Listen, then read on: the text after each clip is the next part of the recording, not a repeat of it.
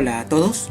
Este sábado 14 de marzo a las 3:15 de la tarde se va a llevar a cabo el partido entre Juan Pablo II College y los Chancas CIC, correspondiente a la séptima fecha del torneo Apertura de la Liga 1 de Puesto 2026.